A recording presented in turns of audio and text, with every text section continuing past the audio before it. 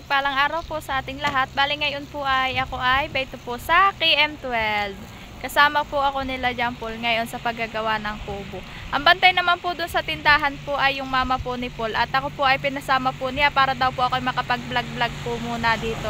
O ayan po, at siya po daw po muna ang bantay ng aming tindahan. So ayan po. Ayan po ay ang baito na po kami sa KM12. Ang kasama po namin ay si Kinit. Ayan po. Dala po niya yung mga gagamitin po nila ni John Paul. Kasama ko din po si Baby Oren. Hindi ko na po iniwan doon po sa mama ni Paul si Baby Oren po, at may alaga po siyang mga bata din po. Ayan po. Dala po ni John Paul si Oren.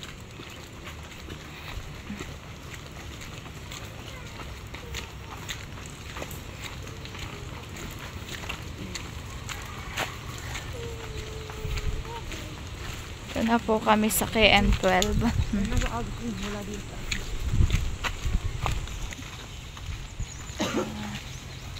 Hi Oren! Yun naman pong aming tutuloyan po ay may kubo na po doon.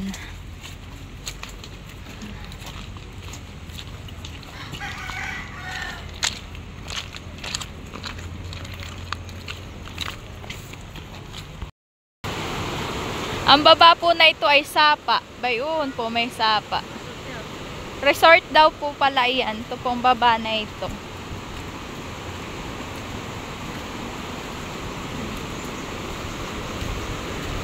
Maganda din po yung daan po. Ay, oo nga, maganda. Oh. Mamaya, pagkakuha ng kawayan. Oh, ayan po. Oh. Wow, ganda.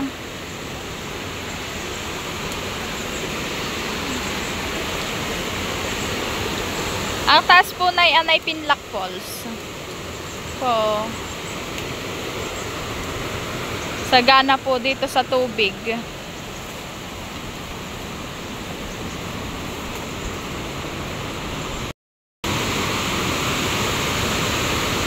Ayan na po yung sapa. May tao din po naglilinis po na yung mga bato. Para po matanggal yung mga lumot-lumot po. Para po hindi madulas.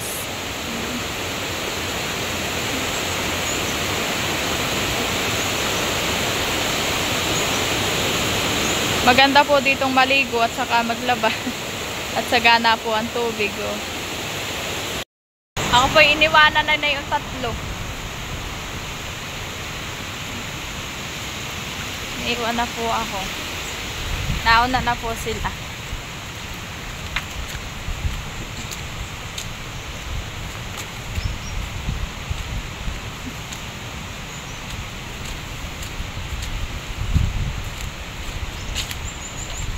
Ayan po.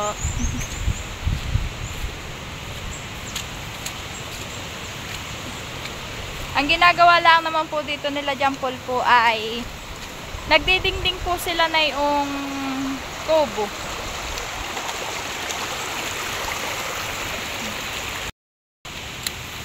Ayan po yung dadaanan namin.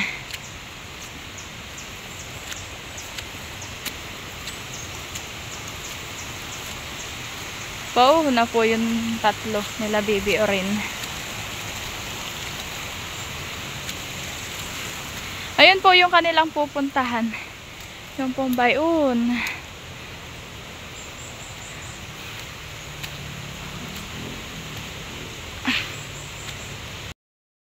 Talaga pong mahingal ang daan.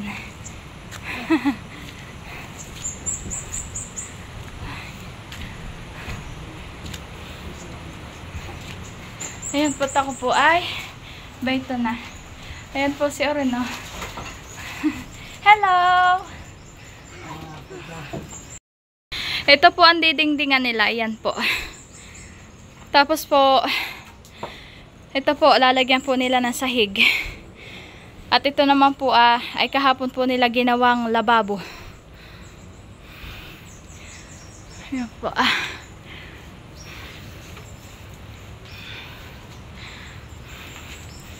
Sobrang fresh ko po ang hangin dito.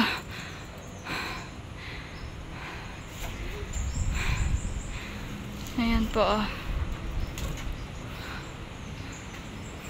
Kaya ba kami nang mga na yun?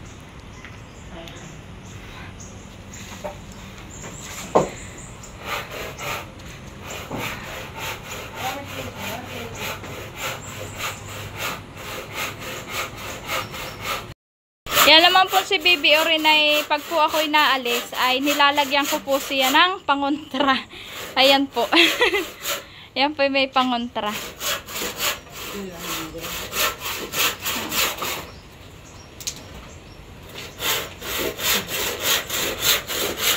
Wow! Hi anak!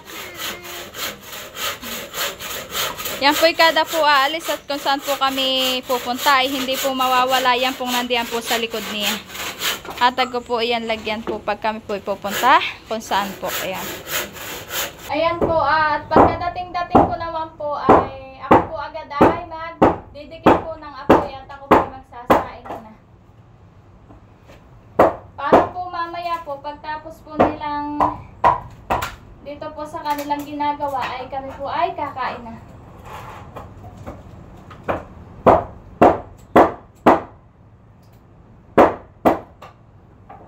Nagbabaak na po si John Paul ng kanyang mga pandingding po.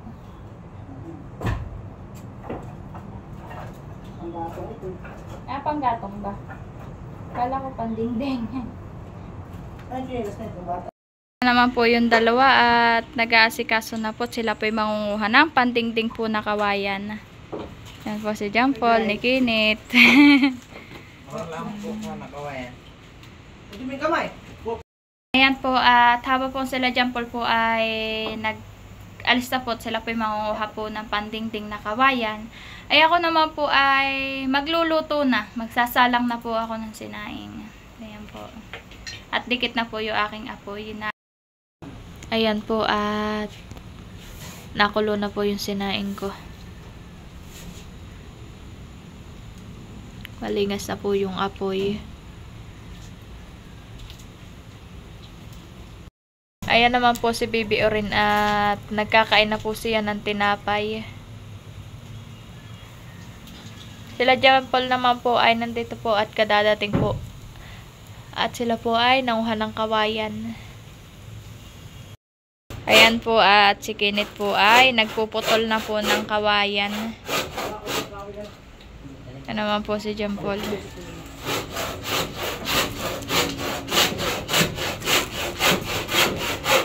Linggo ngayon, hane. Hane. Linggo. Kahapon yata. Ay, linggo nga. Kahapon Sabado. Dalawang kawayan lang ang inyo ididingding diyan. Malaki. Malaki daw po pala yung kawayan na kanilang kinuha. Kaya daw po pala 2 peraso lang po.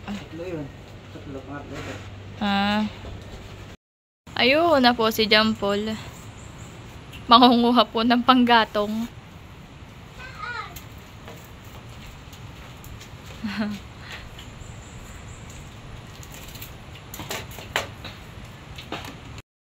Ayan po at sila John Paul po ay kakain na. Kakain na po kami. Kain na po. Ang ulam po namin ay langka. Ito po ay galing pa kay mama. Dala po niya. Tapos po, iyan po ay sinantol po. Ulam po namin langka at sinantol. Ito na po si Kinit na sandok na po ng kanin. Kain natin. Sarap na yung langkahan eh. Kain na po.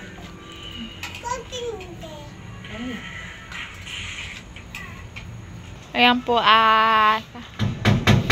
nagpahindag-hindag lang po sila at katatas po nga pong kumain kanina ay ngayon po ay sila po ay nagsisimula na po ulit maggawa po ng kanilang pagdidingding.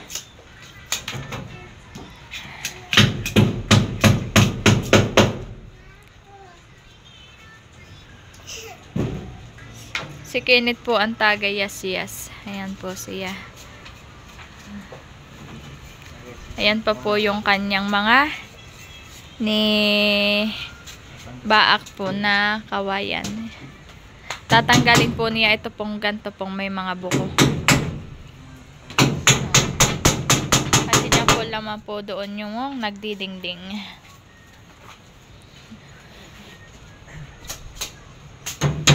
Dito po pag hapon po ay dito po ay madaming pagpo. Mapagpo dito pag po gabi.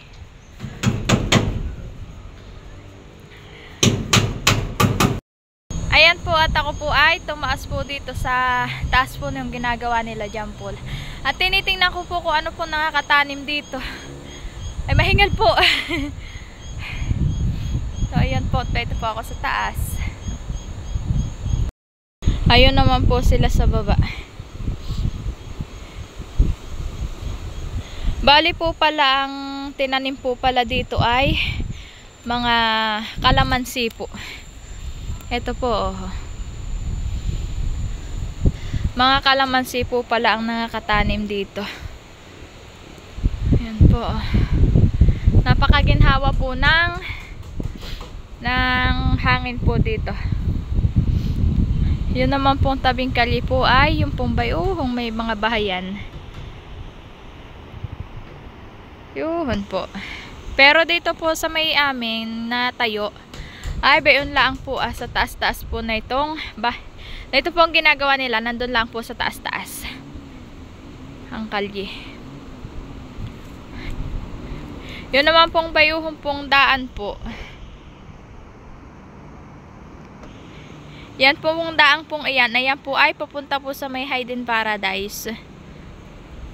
Yan po, ayun po yung resort. Yan po ang kuwan po doon.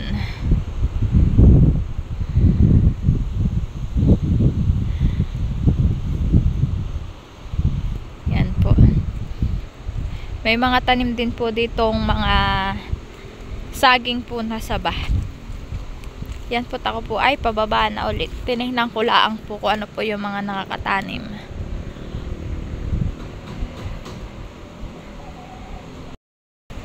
Po ay pababa na ulit.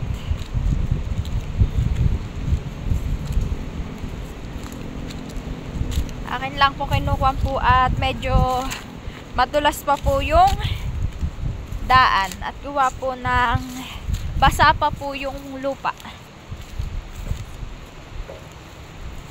Yan po.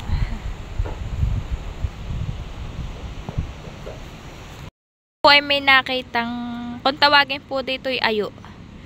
Ito po ay maasim ang dahon na pwede pong ilagay po sa napang-asim sa isda. Ayan po. Meron po pala rito.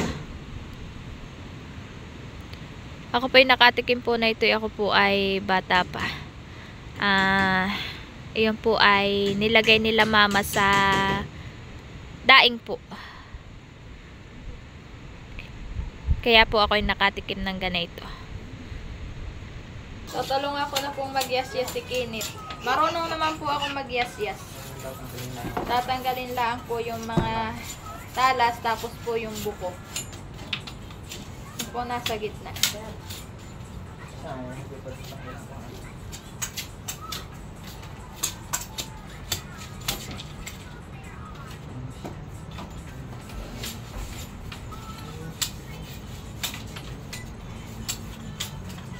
Para po kami ay madali.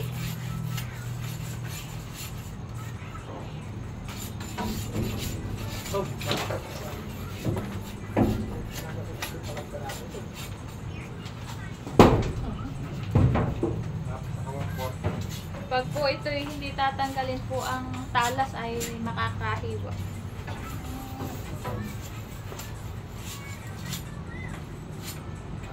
Kasi yung kulang sa mga panin.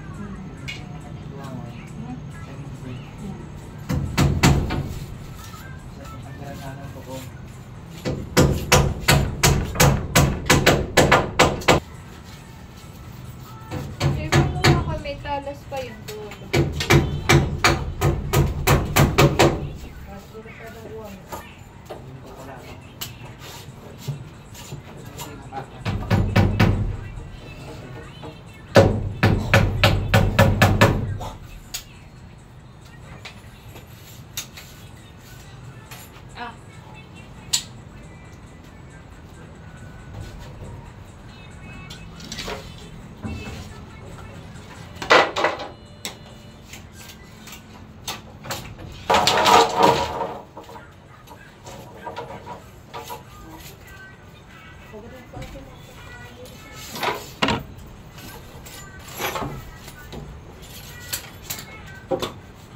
Yan, ano?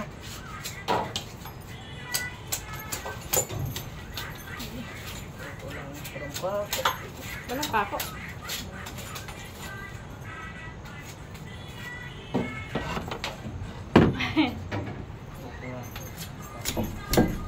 Kala ko tatlo kanya ngayon. Sabi yun. Ha? Hindi ka na...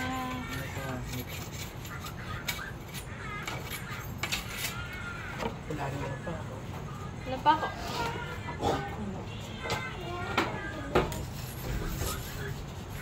Ba't ilang kilo lang ang binili niya? Ang pako.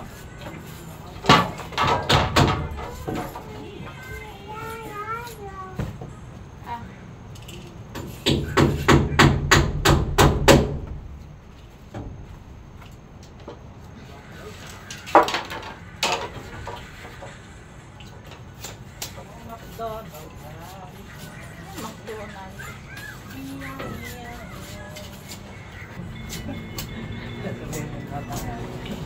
Ako makikita sa Sila ni Dinard. nakikita ko pag ang dolas ko ba yan.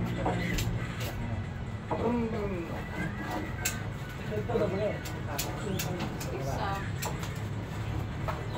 Pero isa pa lang ang dito.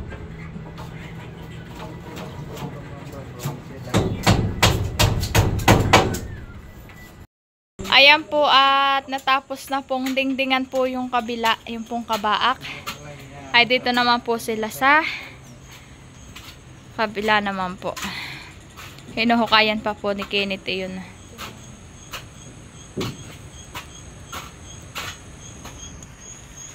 Ayan po si John Paul. Yan po ipapako po niya yung papako po niya yung pagkakabitan po.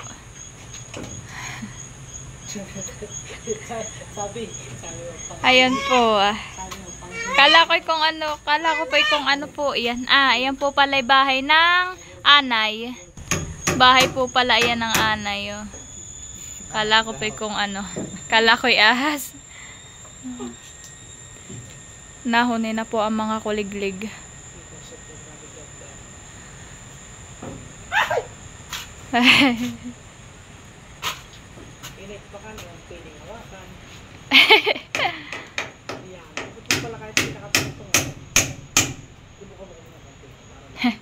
Si Kenneth daw ay hindi kinulang sa height. Yan, Paul.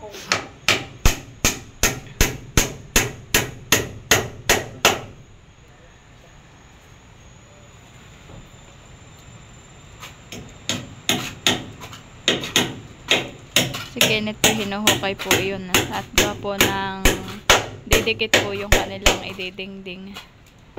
Madidikitan po. Yung lupa.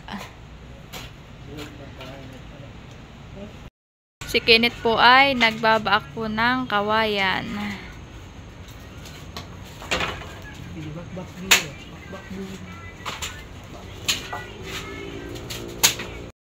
Nagbabaak na po si John Paul para po mabilis po ang gawa nila.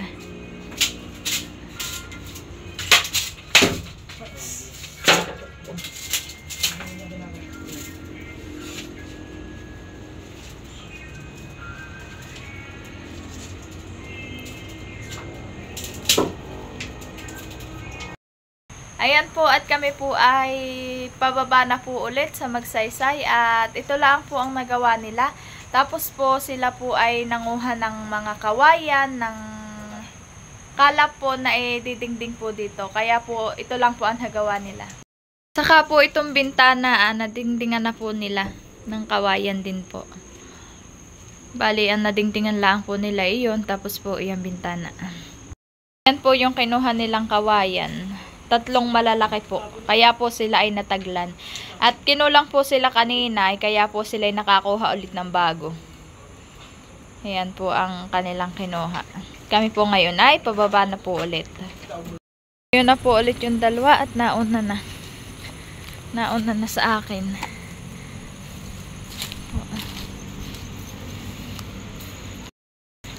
Dala ko po ito. Napalikan ko po yung tsinelas ni Bibi Oren at Nakalimutan po. Buti na lang po kami po ay bago pala ang po aalis. Na yung pong sinabi po ni Orin na yung daw pong tsinelas niya. Ang may dala po naman kay Bibi Orin na si Jampol po ulit. Yan po. Ayan po at kami po ay beto na sa tabing kalye. Mahingal-hingal din po yung pinuntahan.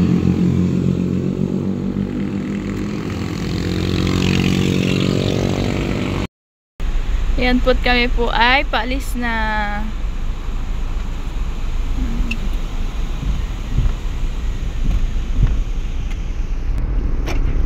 Bayan po yung Hidden Paradise. Yan po yung kali kanina.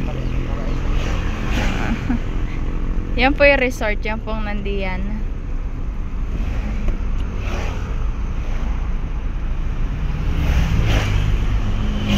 Tapos ito naman pong sunod. Ito po ay Villa Marcelina. Yan po ay mga swimming pool. Oh, madami pong naliligo.